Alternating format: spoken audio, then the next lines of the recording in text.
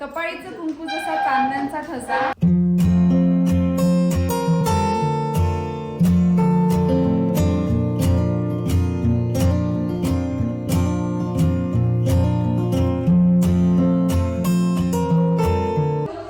Happy Sankranti.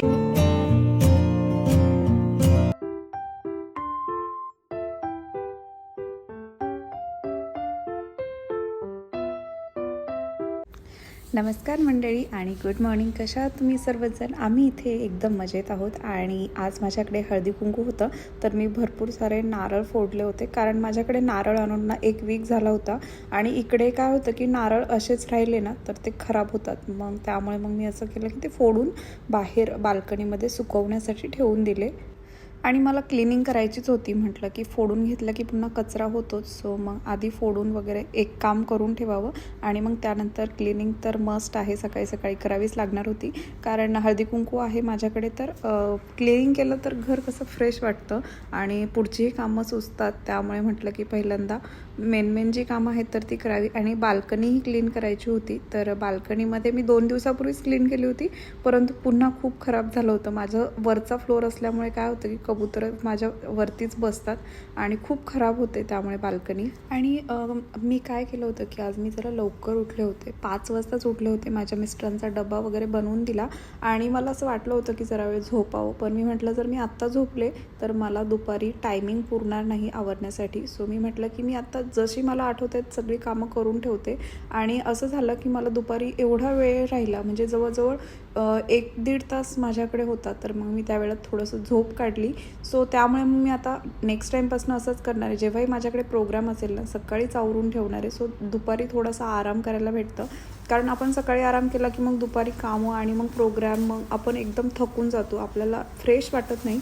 So असाच विचार केला मी. आणि राघवही 9-10 वाजेपर्यंत ऑलमोस्ट झोपला होता.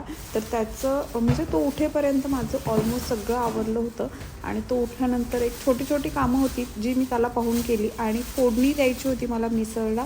तर त्याचा जो मसाला आहे तर 2 दिवस आधीच मी काढून ठेवला फ्रीजरमध्ये. सो जेणेकरून मला आजच्या दिवशी आहे तर कमी त्रास होईल, मला बाकीच्याही गोष्टींकडे लक्ष देता येईल त्यामुळे. आणि यानंतर मी इथे नारळ वगैरे आणून ठेवले होते, कारण बाल्कनीमध्ये कचरा होता. सो मला बाल्कनी क्लीन करायची होती, त्यामुळे म्हटलं की नारळ मी आधी क्लीन करेल बाल्कनी आणि मग ठेवेल बाहेर. तर 2च दिवसामध्ये बाल्कनी एवढी खराब होते आणि मस्त ऊन पडलं आहे. आणि इथे माझा वालाचा वेलही खूप सुंदर दिसतो आहे.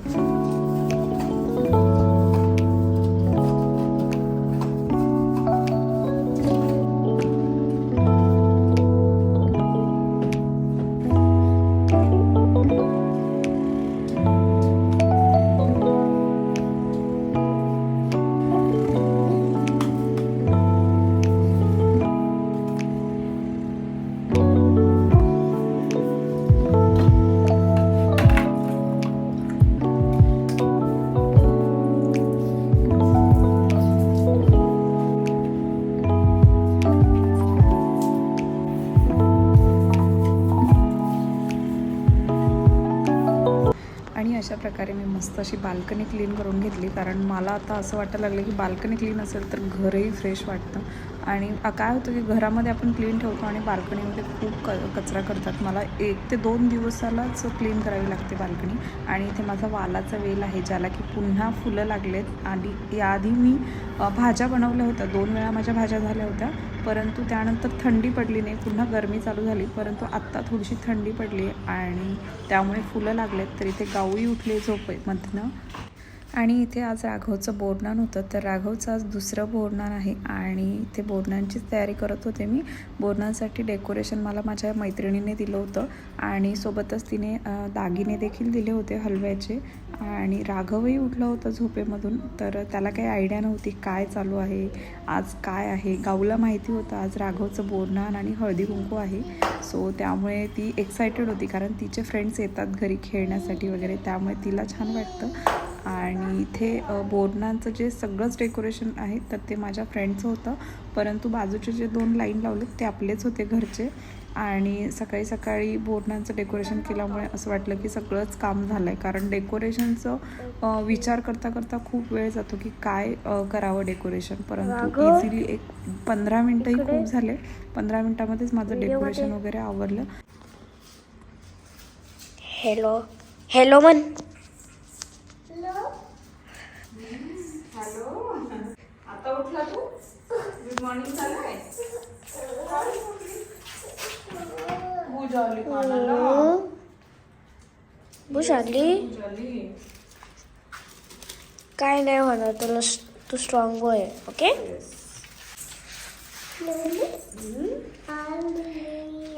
इथे बसायची तिला तुला आज शंभू घालायला. वाव, बस बस खाली बस. मला करू दे. झालं आमचं डेकोरेशन. इकडे कार आहे त्याच्याकडे आणि आता जोडलंय. सागवलं बरं नाहीये ना, सर्दी झाली. गावलंय बरं नाहीये. गावलंय सर्दी झाली. हा, काय झालंय? काय झालंय? हा झालंय तुला. रणीनो झाले. ओके, आमचं डेकोरेशन रेडी आहे आता. चल. आणि यानंतर मी अंघोळ वगैरे केली आणि देवपूजा करून घेतली. कारण देवपूजा सगळ्यात म्हणजे क्लिनिंग वगैरे झाल्यानंतरच करते. सो त्यामुळे मग म्हटलं की पहिल्यांदा अंघोळ वगैरे करून देवपूजा करून घ्यावी. सो जेणेकरून त्यानंतर काही जास्त कामं नव्हती. त्यानंतर फक्त मिसळला फोडणी द्यायचं काम बाकी होतं.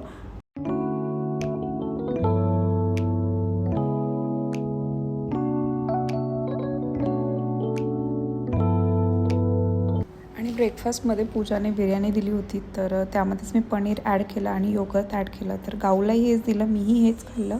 आणि त्यानंतर इथे मटकी क्लीन करायला घेतली. तर मटकी क्लीन वगैरे करून घेतली कारण त्यात खडे आहेत, घरगुती मटकी आहे. सो त्यामुळे तर मी शक्यतो काय करते की मोड आले की त्यानंतर मटकीतले खडे काढते. नमस्कार मंडळी. तर सगळ्यांना संक्रांतीच्या खूप साऱ्या शुभेच्छा. परवा संक्रांत होऊन गेली आणि मी आज व्लॉगला स्टार्ट केलं आहे. म्हटलं जरा टाईम वेळात वेळ काढून ब्लॉगिंग स्टार्ट करावं आणि सर्वांना संक्रांतीच्या खूप साऱ्या शुभेच्छा. तिळगुळ घ्या आणि गोड बोला. तर माझ्याकडे हळदी कुंकू आहे आज आणि माझ्या मैत्रिणी येणार आहेत हळदी कुंकूसाठी. तर मी आज मस्त अशी मिसळ बनवणार आहे. आणि सकाळी उठल्यापासून म्हणजे माझ्या मिस्टरांचा डबा वगैरे बनवून दिला मी आणि तेव्हापासून माझी घरातली एक एक एक एक कामं आवरते मी. तर माझी ऑलमोस्ट सगळी कामं आवरली 11 वाजता. चपा खायची का तुला? चपा चपा.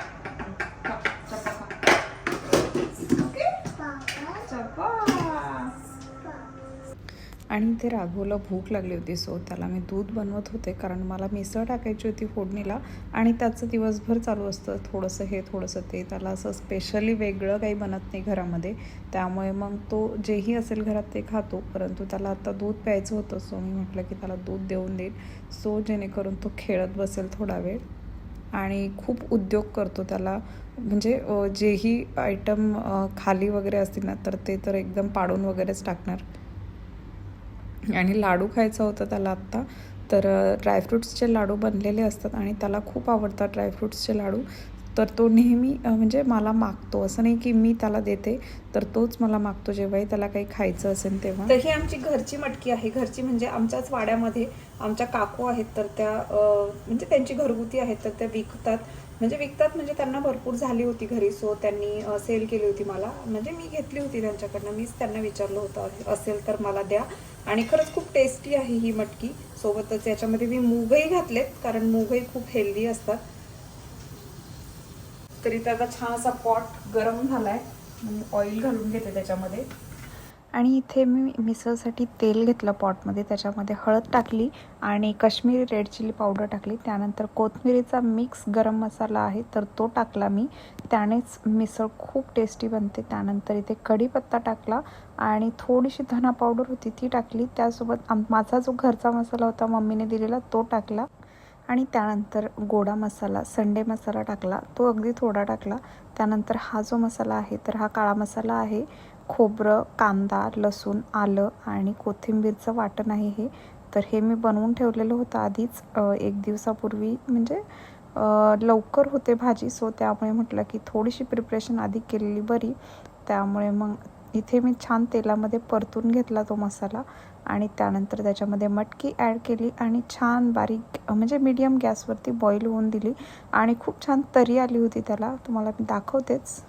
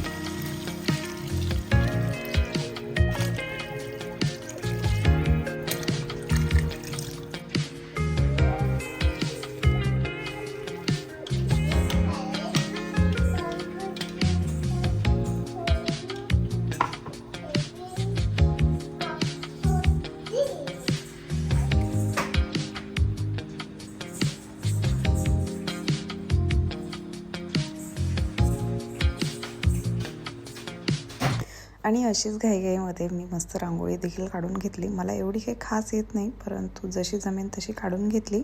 आणि इथे माझ्या मैत्रिणीही आल्या होत्या.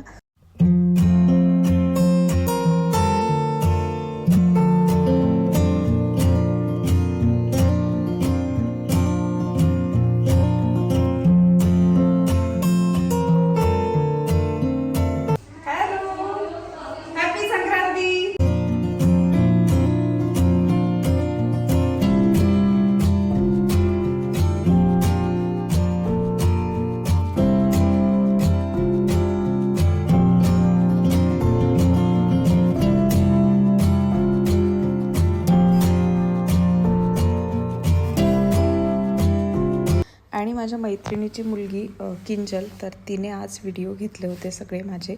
त्यामुळे मला खूप हेल्प झाली, कारण मला बाकीच्या कामांमध्ये बिझी असल्यामुळे व्हिडिओ घ्यायला स्टँड वगैरे लावायला पॉसिबल नव्हतं. आणि स्टँड लावलं की राघवही ओढून घेतो. त्यानंतर माझ्या मैत्रिणी आल्या. सो मस्तपैकी हळदी कुंकाचा प्रोग्राम चालू केला मी. कारण काय होतं, जास्त जण म्हणजे मैत्रिणी सगळ्या एकत्र आल्या की मग वेळ भेटत नाही द्यायला प्रत्येकीला. तर ज्याही आल्या होत्या तर त्यांना मी मस्त हळदी कुंकू आरामात देऊन घेतलं. त्यानंतर आपल्या राघवचं बोरन्हाण केलं आणि अशा प्रकारे डेकोरेशन केलं होतं. तर माझ्या मैत्रिणीचंच होतं डेकोरेशन. आणि इथे ताटही अशा प्रकारे सजवलं होतं बोरन्हाणसाठी. तर इथे सगळ्यांनी औक्षण वगैरे करून घेतलं आणि एकटा बसत नव्हता राघव, सो त्याला घेऊन बसले होते मी. आणि सगळी कामं खरंच खूप आरामात चालू होती माझी. म्हणजे असं एकदम घाई वगैरे काही झाली नाही, शांततेत सगळं चाललं होतं. थोडंसं राघव चिडचिड करत होता, कारण त्याला रनी नोज होतं त्यामुळे. आणि माझ्या मैत्रिणीही आल्या होत्या सगळ्या, म्हणजे लांबून लांबून आल्या होत्या. असं नाही की खूप जवळ, बिल्डिंगमधल्याही आहेत माझ्या मैत्रिणी, परंतु लांबच्या देखील आल्या होत्या.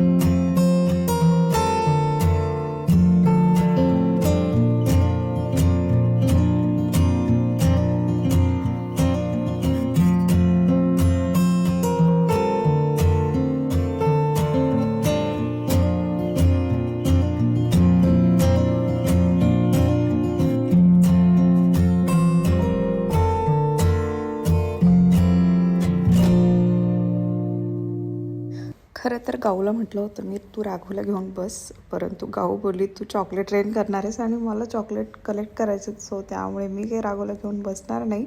सो ती मस्त चॉकलेट्स कलेक्ट करत होती सगळ्या फ्रेंड्ससोबत तिच्या. आणि इथे अशा प्रकारे आमचं जेवण वगैरे झालं होतं. जेवणामध्ये मिसळपाव होता, डेझर्ट म्हणून श्रीखंड होतं आणि श्रीखंडाचं शॉर्टेज आलं म्हणून मी थोडासा रवा देखील बनवला होता. तर इथे आमच्या सगळ्यांच्या गप्पा चालू होत्या.